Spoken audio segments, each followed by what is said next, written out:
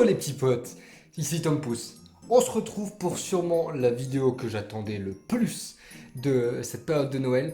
Là on est vraiment sur la boîte à se procurer. Je l'ai pas encore monté, je m'avance peut-être, mais je trouve que c'est vraiment le modèle qui me hype le plus des modèles que j'ai achetés par rapport à Noël cette année. C'est vraiment une boîte énorme qui fait référence plus au fantastique qu'à l'imaginaire, qu'est le thème de Noël. Mais là, vraiment, on est sur le fantastique et ça me fait super plaisir. Je vais vous faire voir la boîte. Je pense que certains ont déjà deviné de laquelle je parle. La voici. On est sur la maison en pain d'épices. Ah, elle est vraiment magnifique. Moi, je kiffe. En tout cas, je kiffe. Euh, je pourrais vraiment du coup la mettre à côté de la petite maison en pain d'épices qui était déjà super cool à l'époque. Et non, non, je l'attendais de ouf. Donc voilà, je l'ai enfin. Il est l'heure de la montée. C'est trop trop bien. Je vous laisse 30 secondes, juste le temps de m'installer. Et puis on part pour ce montage. Allez, let's go.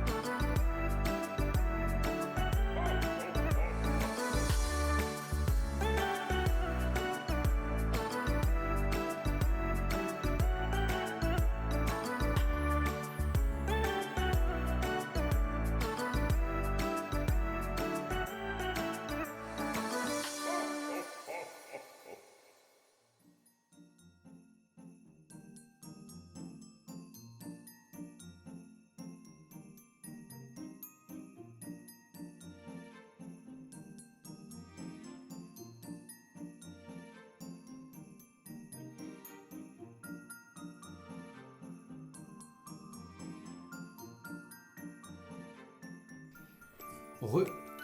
Mais regardez-moi ce set. C'est. Alors, parmi tous les sets du village de Noël que j'ai monté, d'une, c'est sûrement le plus coloré, devant la petite version de la maison au pain d'épices, devant tous les autres d'ailleurs.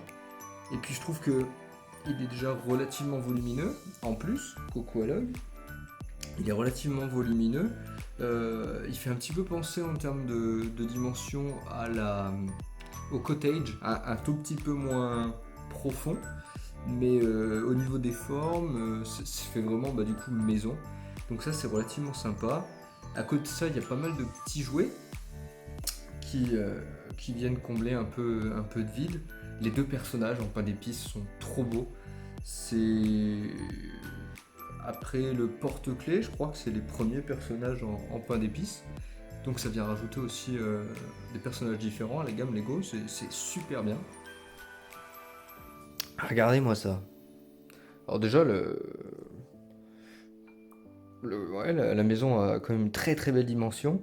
Je trouve que les petits tenons lisses sur les bords du toit, c'est vraiment trop chouette. Avec en plus les sucres d'orge colorés devant, c'est trop cool. La cheminée qui s'illumine avec un mécanisme assez intéressant, c'est un long axe relié avec juste un poussoir pour le bouton. C'est trop bien, c'est vraiment trop cool. Et puis les briques, hop là, les briques pailletées en guise de fenêtre, ça se marie trop bien. Ça se marie carrément trop bien à l'idée. C'est fantaisiste, c'est énorme. Ils peuvent même aller casser la croûte dehors. Alors, vu les températures, je suis pas sûr. Et 2 entrées. Et encore là, vous avez pas vu l'intérieur. Ah si, vous l'avez un peu aperçu, mais tellement de détails. On a jusque la baignoire. Alors, je sais pas si c'est du chocolat ou du sucre du coup qui est représenté, mais c'est énorme. Les toilettes. Les 2 serviettes ici, et alors que c'est pour tenir cette partie du toit, c'est trop bien. Donc ça, du coup le lit du bébé qui est dans la main du papa juste ici, avec le lit des parents, la lampe de chevet à base de ruches en rose, ça rend trop bien. Et puis tous les petits détails aussi, jusque la cuisine, l'évier, c'est vraiment énorme. Franchement, je trouve que c'est vraiment l'un des plus beaux sets de cette gamme. Ça fait rêver. J'ai carrément hâte de l'ajouter à mon village. Il partira, je pense, près de la montagne, aux côtés de la première petite maison en pain d'épices. C'est énorme. Et puis ouais, tous les petits modèles. Donc là, je sais pas, un chat pour déblayer la neige, c'est rigolo. Avec le mécanisme à l'intérieur qui fait le petit bruit. Le petit trou. Ça rend trop bien. Donc les deux personnages en pain d'épices. On a le landau pour bébé. Quelques petits cadeaux. Oups. Quelques petits cadeaux. Un petit train. Et le sapin. Le sapin qui n'est pas le plus réussi. Ils ont repris un peu le design du sapin de l'an dernier avec la caserne des pompiers. C'est pas le mieux. Après, ça reste relativement joli, mais il égale pas à mon goût celui du magasin de jouets. Je trouve qu'il était quand même bien plus sympa. C'est un peu le design qu'ils ont repris pour le cadeau de cette année que je vais pas tarder de monter. Mais en tout cas, ouais, cette boîte, autant les précédentes, on y trouve quelques petits défauts. Là, je trouve qu'elle est vraiment fantastique. Alors, c'est pas une boîte faite pour les enfants. Un petit peu plus compliqué quand même à réaliser, je trouve. Déjà, elle a pris beaucoup plus de temps. Beaucoup plus de petites pièces, moins d'autocollants par contre. Donc ça c'est un plus. Hop là.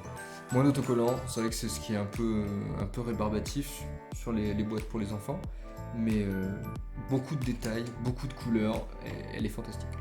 Voilà, bon, tu connais la chanson. Si cette vidéo, cette petite review t'a plu, tu lâches ton plus gros petit pouce. Et puis surtout, tu vas t'abonner sur le bouton qui va apparaître ici pour suivre les prochaines vidéos. Et puis on se retrouve fort bientôt parce que ça m'en reste encore à monter au final. Et sur ce, ben, je te dis à bientôt. Allez, couper.